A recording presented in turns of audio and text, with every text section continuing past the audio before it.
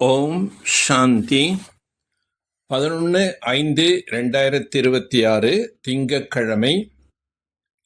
இனிமையான குழந்தைகளே, குழந்தைகளாகிய உங்களை தனக்கு சமமாக மகிமைக்கு தகுதியுடையவராக மாற்றுவதற்காக பாபா வந்திருக்கின்றார். பாபாவுக்கு என்னென்ன மகிமைகள் இருக்கிறதோ அவற்றை இப்போது நீங்கள் கடைபிடிக்கிறீர்கள். பிரியதர்ஷன், நீங்கள் வரும்போது நாங்கள் உங்களை மட்டும்தான் நினைவு செய்வோம்.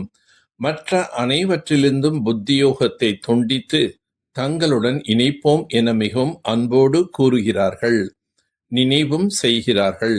இப்போது குழந்தைகளே, நான் வந்திருக்கின்றேன், ஆத்ம உணர்வு உடையவர் ஆகுங்கள். உங்களுடைய முதல் கடமை அன்போடு பாபாவை நினைத்தல் ஆகும் என பாபா கூறுகின்றார். பாபா கொடுக்கின்ற ஞானம் நிச்சயம் குழந்தைகளுக்குள் இருக்க வேண்டும். தந்தை வந்து குழந்தைகளை தனக்கு சமமாக மாற்றுகின்றார். எப்போதும் சிவபாபா இவர் மூலமாக கற்றுக் கொடுக்கின்றார் என புரிந்து கொள்ளுங்கள். லௌகீக தந்தையை அறிந்துள்ளீர்கள். யாரை துக்கம் வரும்போதெல்லாம் நினைக்கின்றீர்களோ அந்த பரலோகிக தந்தையை அறியவில்லையா? ஹே பகவான், இரக்கம் காட்டுங்கள். ஏ பகவான், ஒரு பிள்ளையை கொடுங்கள் என்றெல்லாம் துக்கம் வரும்போது கூக்குரலிட்டு அழைக்கின்றீர்கள், கேட்கின்றீர்கள் அல்லவா? நீங்கள் அதிகமாக தேக உணர்வில் இருக்கிறீர்கள். ஆகவே பாபா கொடுக்கும் ஆஸ்தியின் போதை ஏறுவதில்லை.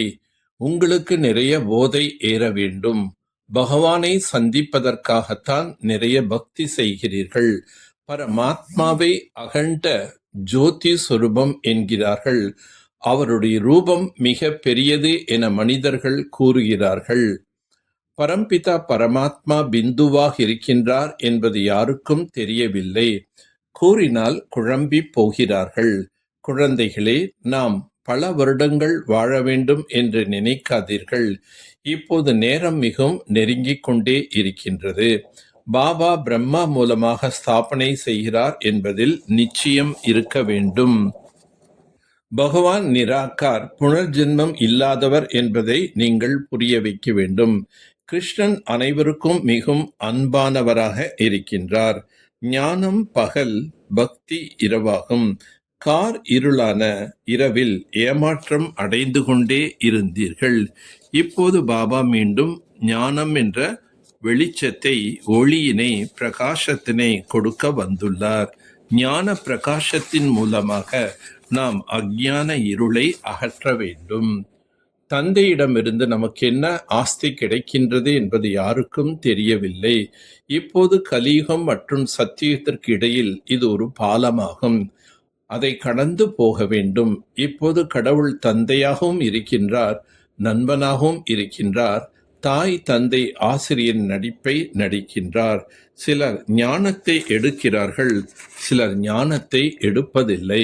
அதிர்ஷ்டத்தில் இல்லை என்றால் என்ன செய்வது? சிலர் அன்னப்பறவையாகவும் சிலர் நாரையாகவும் இருக்கிறார்கள். நாம் ஈஸ்வரிய வாரிசு, சிவபாபாவின் குழந்தைகள் என அறிய வேண்டும். இப்போது இந்த விளையாட்டு முழுமை அடைகின்றது. அனைத்து நடிகர்களும் வந்து விட்டார்கள். பாபாவும் வந்து விட்டார்.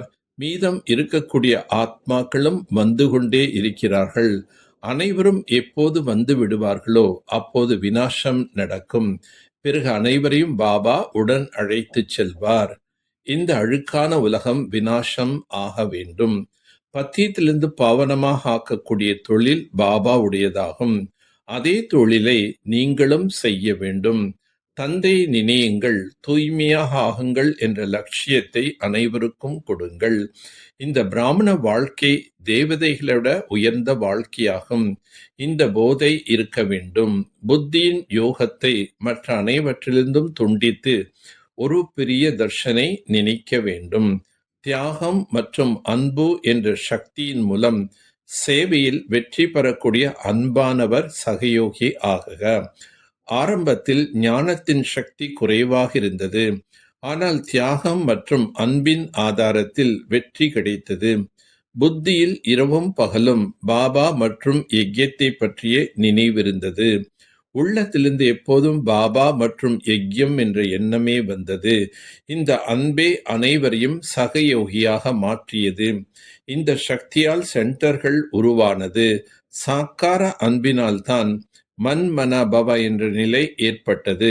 சாக்கார அன்பின் மூலம்தான் உதவியாளர்களாக மாற்றியது.